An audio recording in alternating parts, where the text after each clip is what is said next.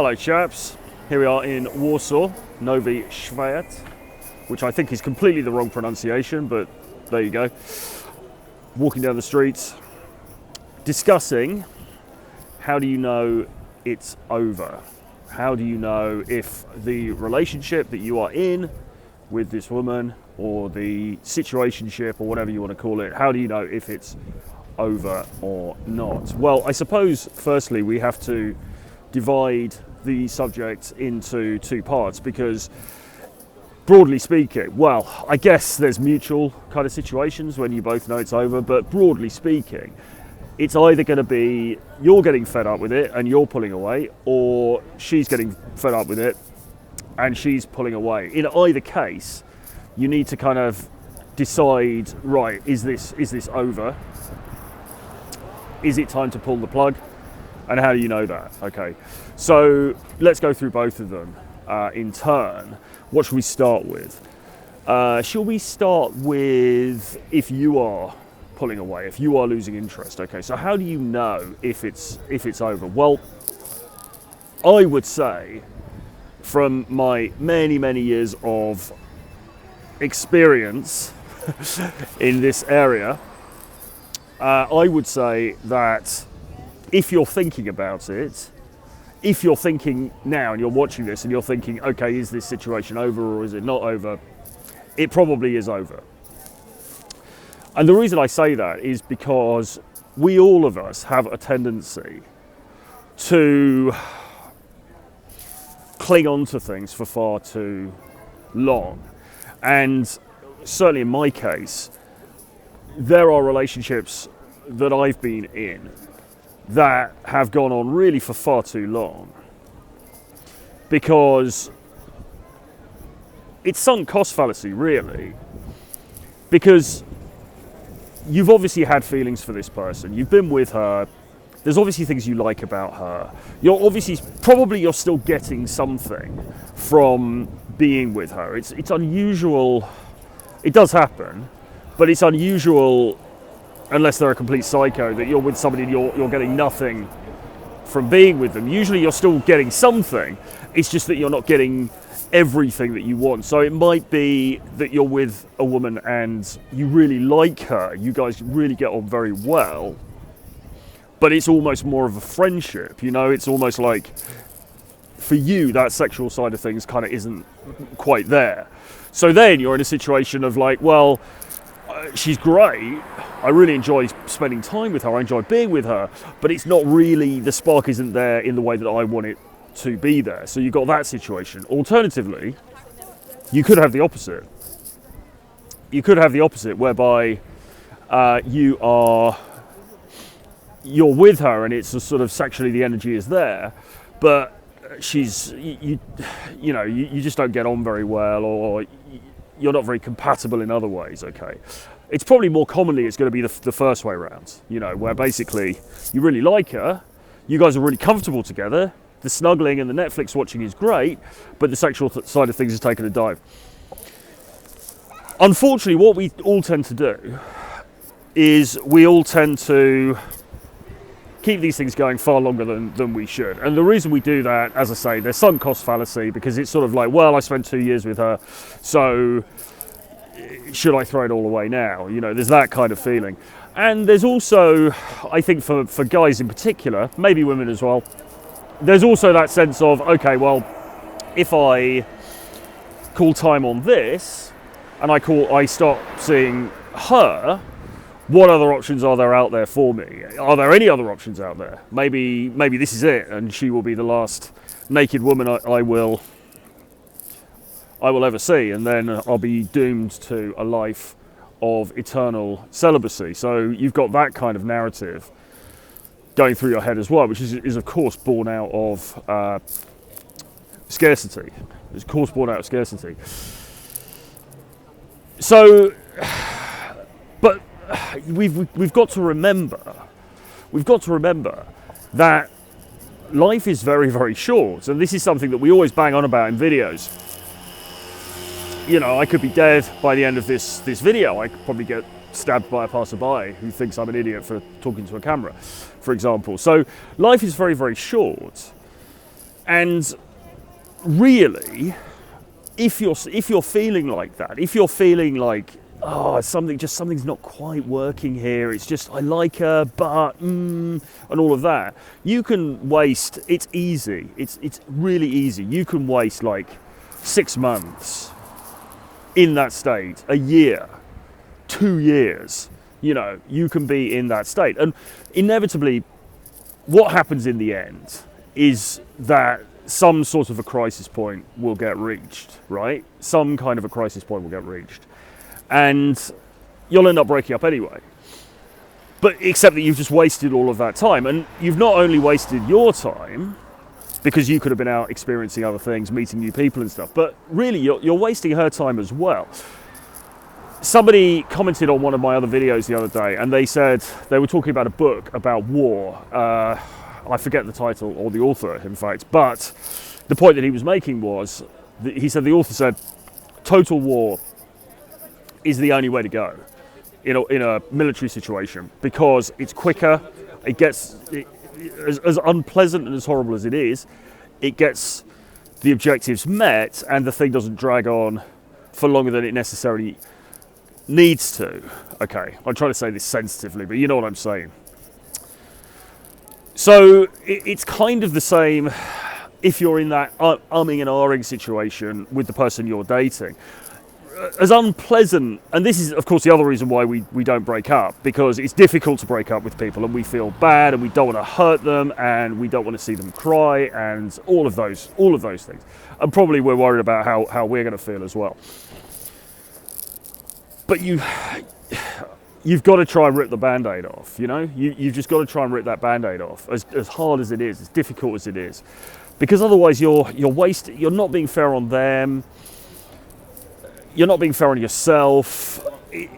Your inactivity is driven by fear, and that's just not a good thing. That's just not a good way to live.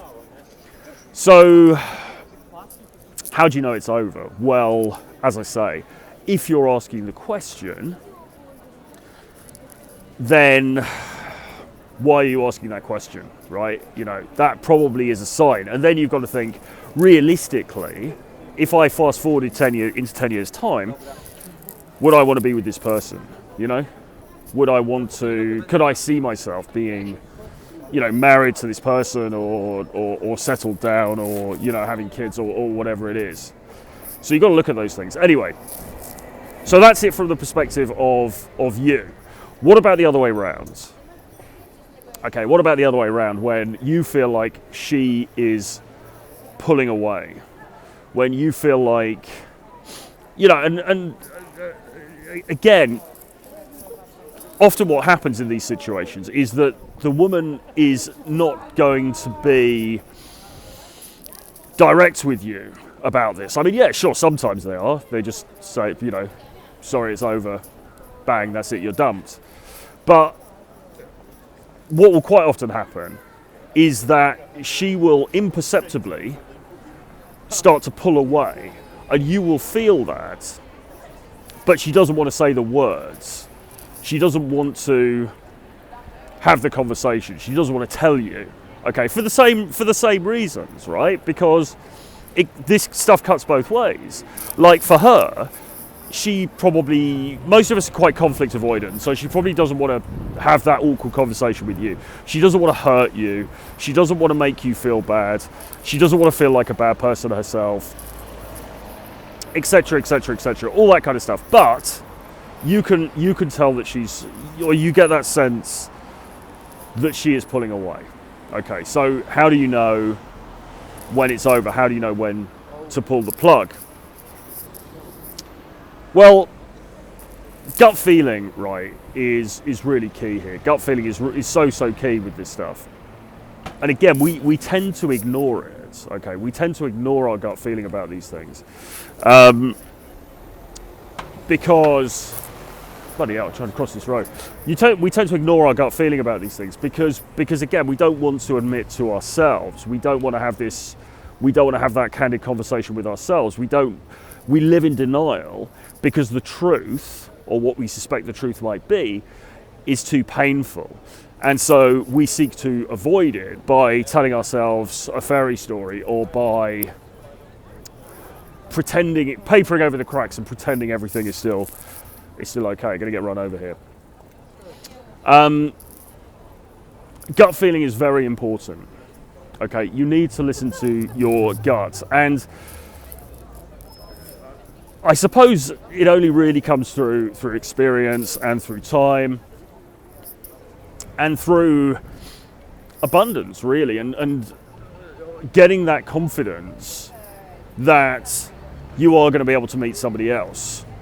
You are going to be able to, you're not going to be sitting alone in your bedroom for the rest of your life because you've split up with this particular girl. There are going to be other options out there for you. Because ultimately, if she's pulling away, then you are probably, well, I say probably, you are almost certainly going to be better off pulling the plug yourself and just saying, look, I've noticed recently I don't feel like things are working as I would like them to. I think it's probably better if we go our separate ways. It's been great being with you, but I think that we both are growing in different directions. And then you're gone, right? It's better if you pull the plug rather than waiting for her to do it. Okay. So you've got to trust your gut. But the other thing that you've got to be really conscious of is lack of respect. Okay, because, and this gets talked about a lot, but it bears repeating. If she loses respect for you, then it's done, really. And this is something that it took me a long time to learn, and lots of bitter experience to learn, but it's true. If she loses respect, then everything collapses, really. Because once she, coming into the old turn now, once she loses respect, then she can't love you. And she's not going to be attracted to you. And so then the sex is going to dwindle and die off. And with it, really, the whole cement that's holding the relationship together. So you need to look out for signs of whether she's lost respect for you or not. And it's going to be things like, you're going to know yourself, all right? You're going to know yourself. It's a bit like, have you done something in front of her that's shown you to be in a bad light? Have you shown yourself to be weaker than other guys around you or other guys in your social circle or your friendship group, right? Have you done something? Has she expressed disdain for you? That's a good one. Has she expressed disdain for you when you've been hanging out? I'm trying to think of an example of this, really. This, again, something that used to happen to me a lot back in the day, back in my 20s. Women would lose respect for me because I just wasn't. I'll give you one example. So when I used to drink a lot, that would in itself make me pretty pathetic, and it would put me into some situations where there's no way anyone's going to have respect for you. I remember one time going to a nightclub, and there was this kind of weird dynamic where the girl that I was with, she kind of fancied this other dude in the group. I think something happened between them. I'm not exactly sure. But anyway, we were all out together, and I thought, right, this is my opportunity to show, how super cool I am, and show actually what a great choice I am in respect to this other guy. What ended up happening was I got super smashed, drunk, as we say in England, got super drunk, and we were in the nightclub, and I basically ended up absolutely drunk off my face, crawling along the floor on the dance floor, just like an idiot. And I will always remember at the end of the night the look that she gave to me of this sort of pity, but almost combined with horror and disdain. Okay, now we didn't actually break up then. We didn't break up as a result of that night, probably for the reasons that I said, right? I mean, she probably wanted to avoid conflict. I'm sure there was some residual feelings there, but all respect had inevitably gone, because how could she have any respect for me after that? Of course, the other guy that she fancied or whatever, super cool, being the responsible, reasonable adult male, I'm like crawling on the floor like a fucking idiot. All respect gone. There's no coming back from that, really. And I would try to come back from things like this. And a lot of this was functions of my drinking, my alcoholism, which I now haven't drunk for 2 decades, so it's well in the past. But some banging piano music there. A little bit of boogie woogie. But there's no way that she could respect me after that. Respect is gone. The sexual desire is going to go, because she what does she want? What does a woman want? She's going to want a guy who is strong, who's masculine, who's in control both of himself and of the situation around him. She's not going to want some idiot who drinks too much and ends up making a fool of himself, and by extension making a fool of her as well, and clearly being less in control of himself than the other men in the group, and particularly a guy that perhaps she's attracted to anyway. Okay, I was done. I was toast. There was no way I was ever going to come back from that. And sure enough, a while later we ended up breaking up. Not necessarily, as I say, not necessarily because of that situation, but situations like that. There are certain things. If you do it, you've got to be honest with yourself. If you do something like that, you've got to think, I'm done. I'm done. I'm not going to come back from that. She's never going to respect me again. Now, what I probably should have done in that scenario was actually finish the relationship myself. I wouldn't have had to say, I'm breaking up with you because I was crawling around on the floor in a nightclub drunk. But what I could have done would just be a couple of days later saying, look, I've been thinking about things. I don't think it's working. I think we should go our separate ways. And finish the relationship myself. Because in the end, all that happened was she ended up dumping me.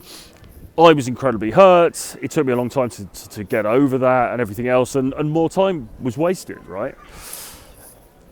Better always to walk away with your dignity intact. And to try to minimize the time that you've wasted, as we said. And the other thing really is that you should never chase people. You should never chase people in any circumstance, whether it's in a scenario, because what happens, right? You're in the relationship or you're seeing somebody. Obviously, originally there were feelings there. Originally she liked you. Now she seems to be pulling away. That could almost be more hurtful, because it's sort of like, shit, I something that I felt that I had before is now escaping me, and there's that desire, that human desire, to bring that thing back, to chase her, to try to pull her back, to regain that affection that you feel that you've lost. But you have to be a little bit zen about these things. You have to be a little almost like Buddhist about these things, and just sort of like no attachment, let it go. Chasing puts you in a weak position. It makes you look bad. It makes you look needy. It pushes the person further away. And anyway, once the thing is broken, then it's broken, and there's no point in chasing after it.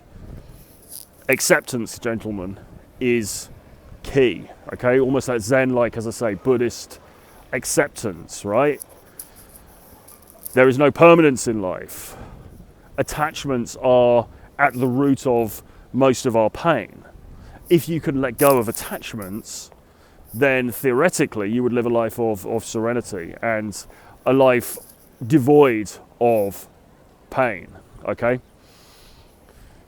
But anyway, don't chase, because chasing is low value. It makes you look, everyone knows it's low value, it makes you look low value, and it is certainly not going to increase her attraction to you. And again, attraction is the key thing, because it underpins sex, and sex is the glue that holds relationships together, or certainly relationships of the sort of dating variety. I'm not talking about the 40-year marriage type thing where, you know, till death us do part. But I'm talking about the more shorter relationships, right? Sex is the glue that holds them together. If the sex is compromised, then you're going to find yourself in difficulties pretty soon anyway. All right, hope all that makes sense. Hope you got something from that. Great chatting to you guys again. Do hit subscribe to the channel. Do drop me a comment underneath. Give me a like.